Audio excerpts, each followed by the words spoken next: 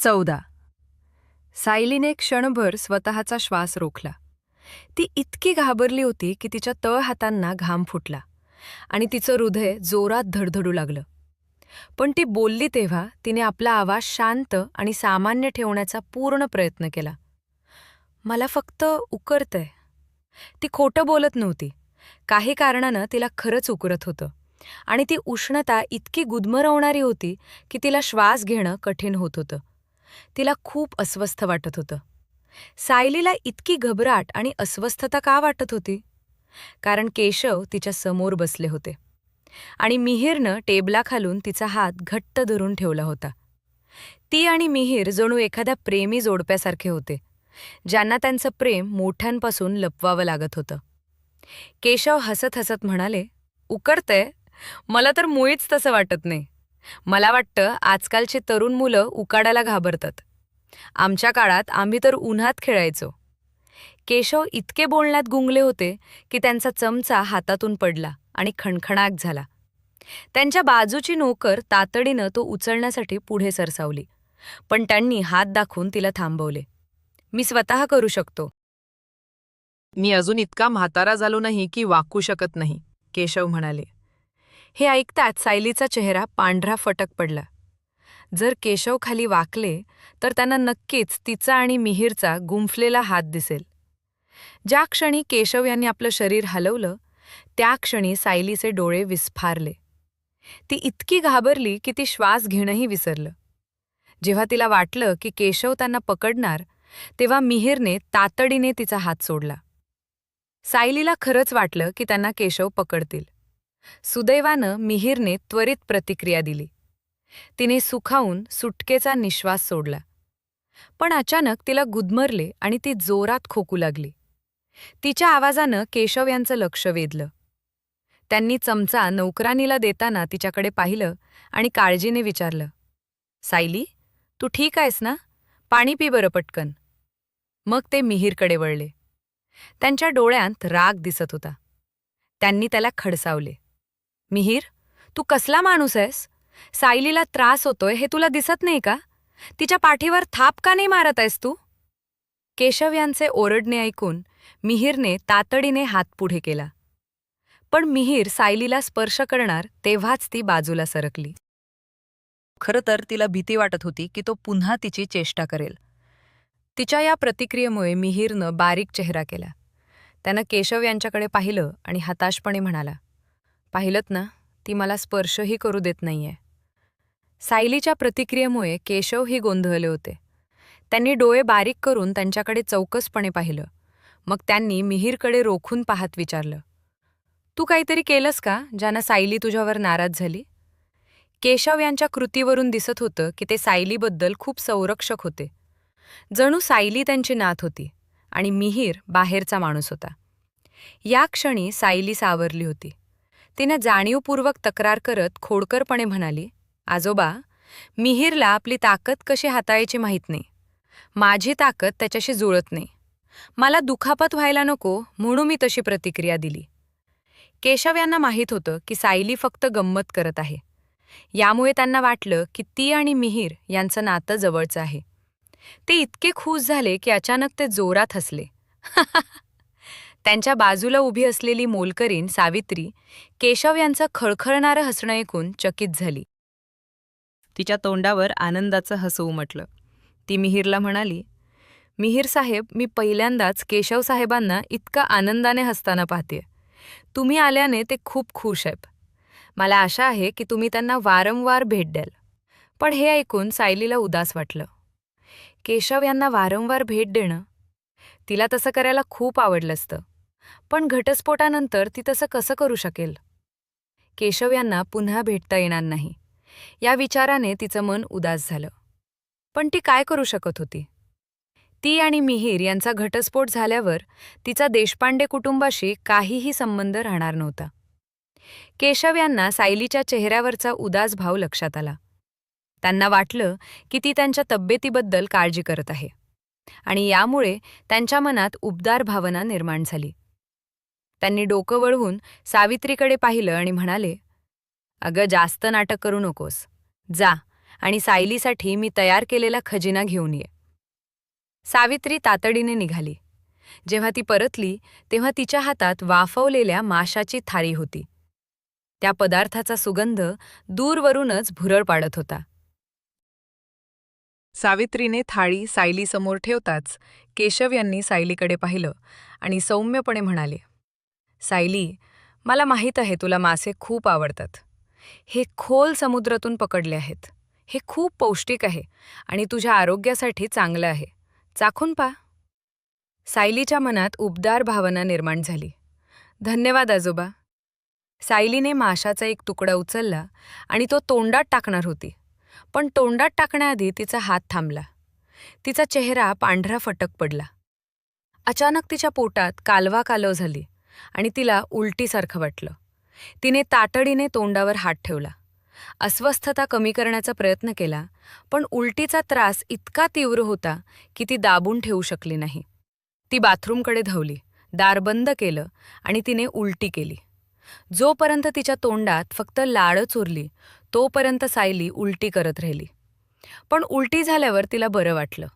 तिने तोंड धुतलं, चेहरा स्वच्छ केला आणि स्वतःला सावरून जेवणाच्या खोलीत परतली. टेबलकडे जाण्याआधी ती थांबली, कारण तिने सावित्रीला विचारताना ऐकलं, सायली मॅडम गरोदर आहेत का? केशव तातडीने उत्साहित झाले. त्यांनी मिहीरकडे आशेने पाहिलं. मिहीर, खरं आहे का? सायली गरोदर आहे. तू मला का नाही सांगितलं? किती काळ लपवणार होतास हे माझ्यापासून? सावित्रीला केशव यांचा उत्साह पाहून आनंद झाला. ती त्यांच्यासोबत उत्सव साजरा करू इच्छित होती, म्हणून ती हसत म्हणाली, अभिनंदन केशव साहेब, तुम्हाला लवकरच नातू होणार आहे. सायली क्षणभर गोंधळली. ती पुढे जाऊन त्यांना स्पष्ट करू इच्छित होती, पण दुसऱ्या विचाराने ती थांबली. तिला काही कारणाने मिहीरची प्रतिक्रिया जाणून घ्यायची होती. तिला पाहायचं होतं की ती गरोदर आहे हे कळल्यावर तो कसा प्रतिक्रिया देतो. या क्षणी मिहीरने केशव यांच्याकडे पाहिलं आणि म्हणाला, आजोबा, सायली गरोदर नाही. त्याचा आवाज ठाम होता. सायली निराश झाली. तिच्या मनातल्या अपेक्षा तळाशी गेल्या. मिहीरला खरंच तिचं हृदय तोडायला मजा वाटत असावी. सावित्री काहीतरी बोलणार होती, पण ती तोंड उघडण्याआधी मिहीरने तिला अडवलं. आम्ही नेहमी गर्भनिरोधक वापरतो, त्यामुळे ती गरोदर असणं शक्यच नाही. केशव याने अचानक टेबलावर हात आपटला आणि रागाने ओरडले, हा हरामखोर, तुझी हिंमत कशी झाली? तू आयुष्यभर मुलं नसताना जगणार आहेस का? आजोबा, मिहीर अचानक खेकसला. त्याने भुवया उंचावल्या आणि ठामपणे सांगितलं, आपण याबद्दल आधीच बोललोय. मी माझी भूमिका स्पष्ट केली होती असं मला वाटतं. मला माहीत आहे, पण मला कधीच आठवत नाही की मी तुझ्या मुलं नको या मताशी सहमत होतो. मी तेव्हा तुला दटावलं नाही, कारण तुझं लग्न नुकतंच झालं होतं. मला वाटलं तुम्ही हनीमूनच्या टप्प्यात आहात, त्यामुळे लवकर आहे. पण आता तुमचं लग्न होऊन खूप काळ झाला. तुला मुलं नकोत का? तुला कसली काळजी आहे सांग मला. केशव यांचा राग आता अनावर झाला. त्यांचा रक्तदाब वाढला आणि त्यांचा चेहरा लाल झाला. त्यांना श्वास घेणं कठीण होऊ लागलं, म्हणून त्यांनी छाती धरली. त्यांनी कष्टाने सांगितलं, तू मला रागाने मारायचं ठरवलंयस का? केशव यांना श्वास घ्यायला त्रास होताना पाहून सायली धावत गेली आणि त्यांना शांत करण्याचा प्रयत्न केला. आजोबा, तुम्ही आधी शांत व्हा. मिहीरला दोष देऊ नका. सगळं माझं चुकलं आहे. मला बाळ नको आहे. पण केशव यांना पटलं नाही. मिहीर त्यांचा नातू होता. त्यांनी मिहीरला लहानाचा मोठा केला होता, त्यामुळे ते मिहीरला चांगलंच ओळखत होते. सायली, तुला या हरामखोराला वाचवण्यासाठी खोटं बोलायची गरज नाही. जर त्याला बाळ नको असेल तर मला सांग, मी त्याला तुझ्यासाठी मारहाण करेन. केशव तीव्र संतापाने म्हणाले. सायलीने जबरदस्तीने हसत खालच्या आवाजात सांगितलं, आजोबा, मी खोटं बोलत नाहीये. मी अजून तरुण आहे आणि मला माझं आयुष्य आधी मनसोक्त जगायचं आहे. मला इतक्या लवकर आई व्हायचं नाही, म्हणून मीच गर्भनिरोधक गोळ्या वापरायचा सल्ला दिला. आजोबा, हे खरं आहे. माझ्यावर विश्वास ठेवा. पण केशव यांना अजूनही शंका वाटत होती. सायलीने त्यांना बराच वेळ समजावलं आणि शेवटी त्यांना हसवलं. त्यांचं हसणं पाहून तिने सुटकेचा निश्वास सोडला. मग सावित्री पुढे आली आणि त्यांना औषध घेण्यासाठी आणि विश्रांतीसाठी वर नेण्यास सांगितलं. सायली आणि मिहीरनेही निघायचं ठरवलं. सायलीला एकट्याने क्रिस्टल बे येथे परतायचं होतं, पण मिहीरने तिला घरी सोडण्याचा आग्रह धरला. वाटेत गाडीत पूर्ण शांतता होती, पण थोड्या वेळाने मिहीरला ही शांतता सहन झाली नाही. त्यानेच शांतता भंग केली. आजोबांना आपल्या घटस्फोटाबद्दल सांगू नकोस. ठीक आहे. सायलीने मान डोलावून सहमती दर्शवली. तिलाही केशव यांना सांगायचं नव्हतं. केशव यांची तब्येत स्थिर नव्हती. तिला भीती वाटत होती की सध्या त्यांना कोणताही धक्का सहन होणार नाही. आजोबांना तुझी खूप आवड आहे आणि मला माहीत आहे की तुलाही त्यांची आवड आहे. म्हणून आपला घटस्फोट झाला तरी मी तुला त्यांना भेटण्यापासून थांबवणार नाही. तू त्यांना कधीही भेटू शकतेस. मला वाटतं तुझ्यासोबत असताना त्यांना बरं वाटतं. मिहीरनं ती काही बोलत नाही हे पाहून पुढे सांगितलं. हे ऐकून सायलीला आनंद झाला. ती आणि मिहीर यांचा घटस्फोट झाला तरी तिला केशव यांच्याशी नातं तोडायचं नव्हतं. म्हणून ती तातडीनं म्हणाली, ठीक आहे. आज तुझ्या जिभेला काय झालंय? ठीक आहे हाच एक शब्द तू बोलू शकतेस का? मिहीरनं तिच्याकडे पाहिलं आणि भुवया उंचावत विचारलं. सायलीनं त्याच्याकडे पाहिलं. तिच्या भुवया उंचावल्या. तिला काय बोलावं हे कळत नव्हतं. मिहीरनं नजर रस्त्यावर परत वळवली आणि विषय बदलला. तुझं पोट बिघडलं आहे का? उद्या आपण रुग्णालयात जाऊ, डॉक्टर तपासतील तुला. गरज नाही, मी ठीक आहे. तू म्हणालास ना की मी गरोदर नाहीये, मग तपासणीचा काय उपयोग? बोलताना सायलीचा आवाज थोडा तीक्ष्ण झाला. ती स्पष्टपणे रागवली होती. मिहीर क्षणभर थक्क झाला. सायली अचानक चिडली याचं त्याला कारण समजलं नाही. त्याने भुवया उंचावत विचारलं, तुला काय झालंय? सायलीने त्याच्या प्रश्नाचं उत्तर दिलं नाही. त्याऐवजी तिने परत विचारलं, मी गरोदर असले तर तू काय करशील? ते अशक्य आहे, तो उत्तरला. जर असं झालं तर? तिने पुन्हा तिचा प्रश्न विचारला. ते अशक्य आहे कारण मी तुला गरोदर होऊ देणार नाही. मिहीरचे शब्द ठाम आणि अट्टल होते. त्याच्या या उत्तरामुळे सायलीचे हृदय पुन्हा एकदा तुकले. हा किती हास्यास्पद आहे. तिच्यासाठी तिच्या पोटातलं बाळ हा असा खजिना होता जो ती कशाच्याही बदल्यात देणार नव्हती. पण त्याच्यासाठी ते फक्त एक ओझं होतं, त्याच्या सुखात अडथळा निर्माण करणारे. तिने त्याच्याकडून बाळ स्वीकारण्याची अपेक्षा का करावी? सायलीने डोकं वळवून खिडकीबाहेर पाहिलं. तिच्या गालांवरून अश्रू आपसूक वाहू लागले. जेव्हा तिच्या ओठांवर खारट आणि कडवट द्रव गेला तेव्हाच तिला कळलं की ती रडत आहे. तिला तिच्या मनातली कटुता जाणवली. मिहीरनं सायलीनं डोकं वळवलेलं पाहिलं तेव्हा त्याला काहीतरी बोलायचं होतं, पण त्याचा फोन अचानक वाजला. त्यानं खिशातून फोन काढला आणि अजिबात संकोच न करता तो उचलला. मिहीर, मला पुन्हा एक भयंकर स्वप्न पडलं. मला खूप भीती वाटते. तू येऊ शकतोस का? मला आता तुझी गरज आहे. लावण्यानं रडवेल्या आवाजात फोनवर सांगितलं. जानकी मावशी कुठे आहे? ती तुझ्यासोबत नाहीये का? मिहीरनं भुवया उंचावत विचारलं. मला माहीत नाही. मिहीर, मला श्वास घेता येत नाहीये. अडखळत लावण्या उत्तरली. यावेळी मिहीर आधीच घाबरला होता. आधी डॉक्टरांना तपासू दे, मी लगेच येतो. त्यानं फोन ठेवला, सायलीकडे वळून पाहिलं आणि म्हणाला, लावण्याला अजिबात बरं वाटत नाहीये. आपण रुग्णालयात जायला हवं. सायली अवाक झाली. तिला अविश्वसनीय वाटलं. मिहीर खरंच गंभीर आहे का? तो आपल्या प्रेयसीला भेटायला चालला आहे. मग तो तिला, त्याच्या अर्धांगिनीला कसं सोबत घेऊन जाऊ शकतो? त्याला तिला त्याचं दुसऱ्या स्त्रियांबद्दलचं काळजीवाहू स्वरूप दाखवायचं आहे का? की त्यांचे एकमेकांवर किती प्रेम आहे हे दाखवायचं आहे? तो इतका क्रूर आहे का? तू घाईत असशील तर मला इथेच उतरव. मी स्वतः जाऊ शकते.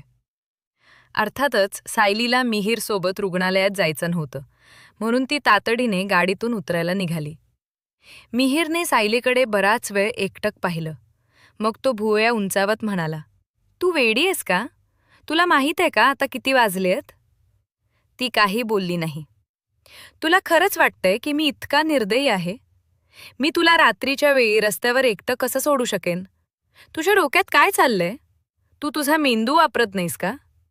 तुला सुरक्षित आणि असुरक्षित काय आहे हे माहीत नाही का? तुझी सुरक्षेची जाणीव कुठे गेली?